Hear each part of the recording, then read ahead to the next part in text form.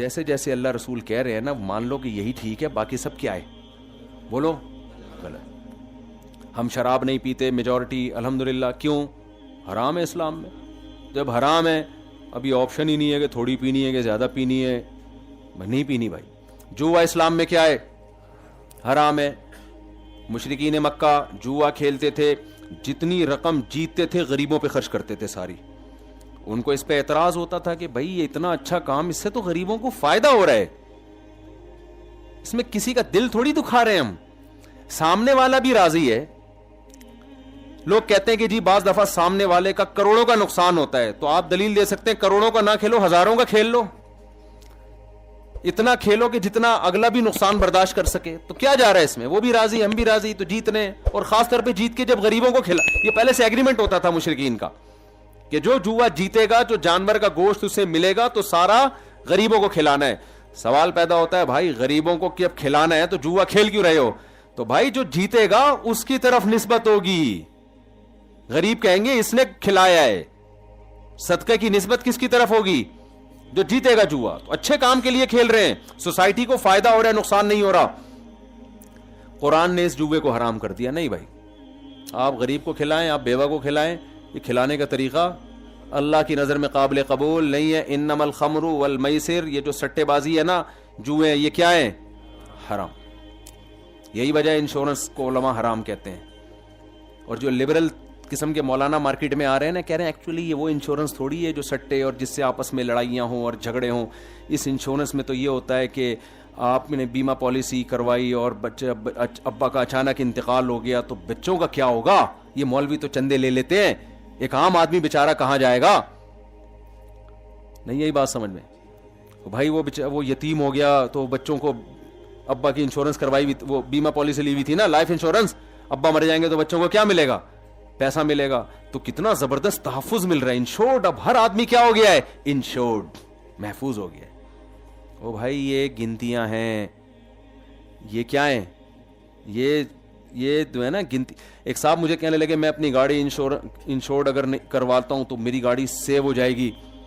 میں نے کہا اللہ کے بندے, یہ ایسی ایڈورٹائزمنٹ کے ذریعے الو بنایا گیا نا آپ لوگوں کو. اگر آپ کی گاڑی چوری نہیں ہوتی, حادثہ نہیں ہوتا, پھر نقصان 100% یقینی ہے. جو قسطیں آپ نے بھری ہیں وہ قسطیں قیامت تک آپ کو بولو نہیں ملیں گی, وہ گئی. حادثہ ہونے کا امکان اتنا نہیں ہے جتنا یہ تو 100% ڈوب رہی ہے قسطیں آپ کی. حادثہ ہو گیا تو ڈبل کر کے مل جائیں گی, تو ڈبل کو دیکھ رہے ہو, یہ نہیں دیکھ رہے کہ نہیں ہوا. تو یہ تو انشورنس کمپنی جس طرح سے پیسے کما رہی ہے نا, شریعت میں پیسے کمانے کا یہ طریقہ جائز نہیں ہے کہ آپ کسی کی موت کے ساتھ پیسے کو مشروط کر دیں. دیکھو میں آپ سے 1 کروڑ روپے لیتا ہوں, انشورنس کمپنی میں یہی ہو رہا ہے, اور اگر فائدہ ہو بھی رہا ہے, انسانیت کا فائدہ بھی ہو رہا ہے, تو میں نے تو بتایا نا کہ جب جوا ہے یا سود ہے. بعض دفعہ لوگ کہتے ہیں کہ انشورنس کمپنی میں پیسے ڈوبتے نہیں ہیں, وہ تو پروفٹ کے ساتھ ساری رقم لوٹا دیتی ہے, تو وہ سود ہے پھر وہ. تو ہمارے پاس سود اور جوے کے بارے میں اسلام نے یہ آپشن رکھا ہی نہیں ہے کہ ہم یہ سوچیں کہ اس میں انسانیت کا فائدہ ہے یا نقصان. اصل میں تو بے تحاشا نقصان ہے اس میں. لیکن اگر اسلام ان نقصانات کو نمایاں کرنا شروع کر دیتا ہے نا, تو ہم ایک غیر ضروری بحث میں لگ جاتے ہیں. ہم کہتے ہیں ایکچولی وہ نقصان تو اب تو نہیں ہو رہا. تو اللہ میاں نے کیا ایک دروازہ ہی بند کر دیا. میں انشورنس کی حیثیت آپ کو بتا رہا ہوں. ہوتا کیا ہے, میں نے ان صاحب سے 1 کروڑ روپے لیے, یہ میں سادہ سی ایک مثال سمجھا رہا ہوں, اور ان کو میں نے انشورڈ کر دیا کہ اب آپ کو نقصان ہوگا تو کس کے ذمہ ہے؟ میرے ذمہ تلافی. تو میں ان کو کس چیز کے پیسے دے رہا ہوں؟ اگر نقصان ہو گیا تو پیسے دوں گا, نقصان نہیں ہوا تو یہ میرا کیا ہے؟ پروفٹ ہے. اسلام میں یہ طریقہ پیسہ کمانے کا جائز نہیں ہے, یہ جوا ہی ہے نا.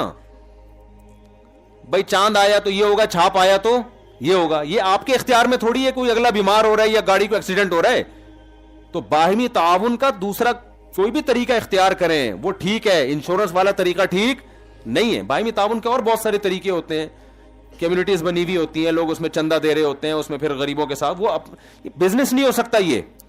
تو انشورنس کمپنیوں کا یہ بزنس ہے, نام اس کا لوگوں کو اس کے ساتھ تعاون ہے, لیکن حقیقت میں ہی کیا ہے؟ بزنس. تو اسلام نے ہمارے پاس آپشن ہی ختم کر دیا. بھائی انشورنس ہے تو حرام ہے, 2 اور 2 4 کی طرح, نہ اس میں جاب کرنے کی اجازت ہے, نہ آپ کو اس کا ممبر بننے کی اجازت ہے. ہاں بعض ملکوں میں انشورنس کروانا قانونی مجبوری ہے, وہ ایک الگ احکام ہے, وہاں تو آپ اسٹے کر ہی نہیں سکتے, اس کے احکام جبر کے ضرورت کے احکام الگ ہوتے ہیں. تو سود بھی ایسا ہی ہے. جب اسلام نے سود کو حرام قرار دیا ہے, سود یہ جو آج دنیا میں اتنی غربت, غریب سے غریب تر ہے نا, اب تو گوروں نے بھی ماننا شروع کر دیا کہ یہ سودی نظام کی وجہ سے.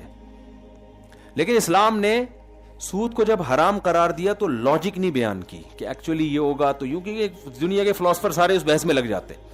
مشرکین نے سوال کیا تھا کہ بھئی سود کیوں حرام ہے, ہم جب قسطوں پہ بزنس کرتے ہیں تو قسطوں پہ بھی ہم چیز کی قیمت بڑھا کے لیتے ہیں. وہ جو بے کہا تھا نا, انما البیع مثل الربا, اس بے سے مراد تھی قسطوں کی بے. بھائی ایک چیز کیش پہ ہمیشہ سستی ہوتی ہے, ادھار پہ ہمیشہ مہنگی. توڑنے کا ادھار پہ بھی تو مہنگی ہوتی ہے نا, تو یہ وہی ہے. تو سود کیوں حرام ہے؟ اگر سود حرام ہے تو یہ بھی حرام ہونا چاہیے, اگر یہ حلال ہے تو وہ بھی حلال ہونا چاہیے. تو قرآن نے کیا جواب دیا؟ وہی جو شیطان کو جواب دیا تھا. آئی بات سمجھ میں؟ کیا جواب دیا؟ احل اللہ البیع وحرم الربا, کہ بھائی دونوں میں فرق یہ ہے کہ ایک کو اللہ نے حلال کر دیا ہے, ایک کو اللہ نے کیا کر دیا ہے؟ حرام. اور لا يقومون الا كما يتخبطه الشيطان من المس ذلك بانهم قالوا انما البيع مثل الربا. شیطان کو جو اللہ نے دھمکی دی نا کہ تجھ پر لعنت ہے, وہی دھمکی ان لوگوں کو بھی دی جو کہتے ہیں کہ سود کیوں حرام ہے. اللہ میاں نے کہا کہ جیسے شیطان نے میرے سامنے سجدے سے انکار کیا تو میں نے کہا لعنت ہے تجھ پر, دلائل نہیں دیے. تو جو کہتے ہیں سود اور خرید و فروخت ایک جیسی ہے لہذا ہم اس کو حرام نہیں مانیں گے, ان کو بھی اللہ نے جہنم کی وعید سنائی ہے. سمجھ میں آ رہی ہے بات؟ یہ مائک کو ہو کیا گیا, بہت سلو ہو گیا ہے, مجھے چیخنا زیادہ پڑ رہا ہے. اصل میں ہماری مسجدوں کے مائک اللہ کا اتنا بڑا فضل ہے نا کہ کہیں بھی ٹھیک نہیں ملا ہے الحمدللہ. یہ اللہ کا بہت بڑا فضل ہے. کروڑوں روپے دیواروں پہ خرچ ہوں گے الحمدللہ, دریوں پہ خرچ ہوں گے. اور یہ یہاں کا نہیں ہے, یہ یورپ میں بھی ہم نے یہی دیکھا ہے. یورپ میں ہمیں سڑکیں 1 نمبر ملی, ہسپتال 1 نمبر ملے, میڈیسن کوئی آپ لو 1 نمبر میڈیسن, ہر چیز 1 نمبر. مسجد کے مائک الحمدللہ 2 نمبر پورے یورپ میں. اللہ کا بڑا فضل ہے. یہاں تو پھر بھی بول رہے ہیں, ورنہ تو بیچ میں ہی بند ہو جاتے تھے. ایک جگہ تو پھر میں نے بغیر مائک کے پورا بیان کیا ہے, 2-2.5 گھنٹے کا بغیر مائک کے مجمع میں چیخا ہوں گا. آپ خود سوچو میرا حال کیا ہوا ہوگا. تو یہ اللہ کا بہت بڑا فضل ہے الحمدللہ. یہ چیز ٹھیک ہونے والی نہیں ہے.